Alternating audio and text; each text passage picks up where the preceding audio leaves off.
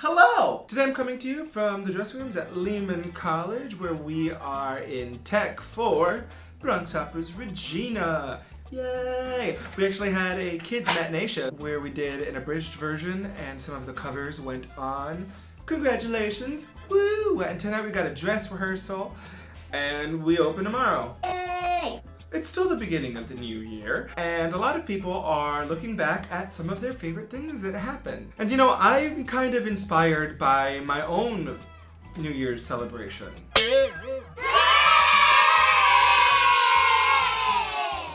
My New Year's Eve promised to be a blast. I got to go see the Pro Fishers at the Met. You know, I knew that I wanted this year to be an attempt at sober living for me, so I thought, hey, it's New Year's Eve. Let's celebrate. Let's go all out. Bad choices. Picture this. I'm on the train, asleep. I start coming to. I'm feeling this motion of the train, and I'm not feeling great. So what's my instinct? I reach down, grab backpack, empty pocket, vomit. I'm not proud. Next morning, awake, eyes closed, and all I can think to myself is, please be in my own bed. Please be in my own bed. Please be in my own bed. Thank God I was in my own bed. Moving on. Rent. Really? Let me check the source materials. La Vie de Bohème, the book, the original French novel. Mimi dies. The Leoncavallo opera. Mimi dies. The Puccini opera, which Jonathan Larson quotes. Mimi dies. Rent? She lives. Hello? Oh, it's Destiny calling. You're supposed to die, Mimi. Making a Murderer. If you have not seen Miss Making a Murderer, fast forward. Don't watch this. You need to watch that. Can we talk about that ending? There was no ending. There's no hope. What? Hopeless. Great. Corruption abound. Wonderful. I'm glad DAs can do whatever the fuck they want. Way to start the new year. Thanks, Netflix. My academic career. No, yeah, I mean, I have a master's degree. But if you ask my parents or any teachers that I had pre-high school, I'm a disappointment. Actually, maybe even my music teachers. Titanic. Okay, Titanic gives us two shitty endings because there's two different narratives. There are two different narratives? Two different narratives. Firstly, the narrative we all care about. Jack and Rose. You know, swimming. Oh look, a door. Rose, get on. Okay. Will you share the fucking door? He doesn't have to die. I've seen that weird BuzzFeed post about it where they tape shit out. You could have made it happen. Rude. Second ending, old lady still got the necklace. Oh, you gonna drop it in the ocean? Boo girl, bye. Ain't nobody got time for you. Why am I still sitting in this theater 20 minutes after Jack died? No. Wicked. We've all read Wizard of Oz. The witch melts. Look at Wicked the novel. From the very beginning, it sets up how she's allergic to water. She can't cry without it burning her cheeks. They did it in that movie with Mila Kunis. It looks beautiful. And it makes it so much better when at the end, you know, you actually care about this character. You realize she's a good person. And she melts. Feels, but it's a musical. It's a trick. She didn't melt. Gotcha. Let's go live in secret. I love you. My relationships. I'm gonna be real honest with you guys. I might not be the most emotionally mature person. So anytime I get a little too close to anyone, I'm like, I gotta go. Yeah, I'm just like, all right, bye. So I kind of tend to panic and just ghost people out. Oops. The Marriage of Figaro.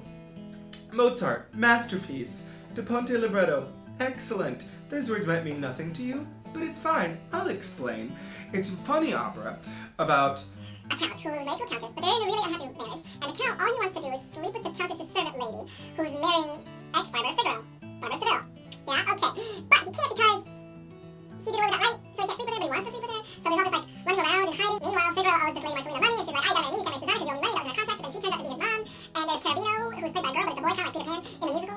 And he just wants to make out with everybody, the countess, the servant lady Susanna, the niece Barbarina. Anyway, everyone's messing around with everyone, scheming, plotting, confusion, lots of doors opening and closing, and finally at the end, Count is all like, Countess, I'm sorry.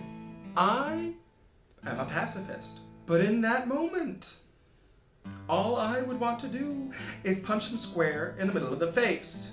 But the Countess says, no, I forgive you. If you would have just left him right there, there wouldn't have to be a third play. You wouldn't have gotten pregnant by the young page boy. But no, I forgive you. I'm better than you are. I'm more noble. So what kind of forgiveness is that? I'm more noble than you are, so I'll forgive you. Nope. I don't care how pretty the music is. Nope. Whiplash. Did you see this movie? It won a couple awards. Yeah, it was about the drummer, the jazz drummer, and his teacher's like an asshole, like tears him down and breaks him apart, and the guy like gets a second shot and he goes to this gig and like the music's really hard and he can't play, but they have this like final moment and he's all like, and he plays this like 5-minute solo, a 5-minute drum solo, and his teachers are like,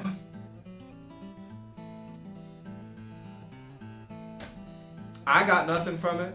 You may as well have been standing up there masturbating, because I got nothing. Harry Potter, I can live with him living. That's fine. The epilogue, though? The names he gave his kids, though? Like, it's sweet and all, but... And in the movies, even worse, because that makeup was terrible. Terrible, I said it. Makeup was terrible. It was like, all of a sudden we had the budget from the first Harry Potter movie all over again, and the effects went out the damn window. I love horror movies, especially slasher films of the 80s and 70s and the 90s. And I enjoy remakes. I'm up into it. I'm not like, you gotta do it the exact same way. Be original. But in that Rob Zombie remake of Halloween, he lets another girl survive. What the fuck is that bullshit? Halloween is about Laurie Strode. She's the only survivor. She is the Neve Campbell of Halloween. Jamie Lee Curtis. I don't care if you cast the actress who played Jamie Lee Curtis's original character's daughter as best friend, so then you thought it'd be cool if she lived too. No. If you wanted her to live, you should have cast her as Laurie Strode. 2 survivors. My love for the galaxy. Yeah, once upon a time I liked soccer. I loved watching soccer. I never liked playing soccer. My dad and I, sometimes my sister, we'd go to the Rose Bowl. We'd watch the Galaxy play. It was great. Operative words, we'd go to the Rose Bowl in Pasadena, 5 minutes from where we lived. And then they moved. I'm still very hurt. I'm very bitter. I'm trying to get past it this year, and I will try to go see some Galaxy games. I just don't know if that pain will ever go away. I hold on to grudges. Always have, always will. Whew, thank you for letting me share that with you and get some of that off of my chest. I think I am now more emotionally ready to start the new year open and positive. If you liked watching this video, where I rant at things in very strange voices that I do not recall doing, please like it. Subscribe to my channel. I do new videos Fridays, maybe.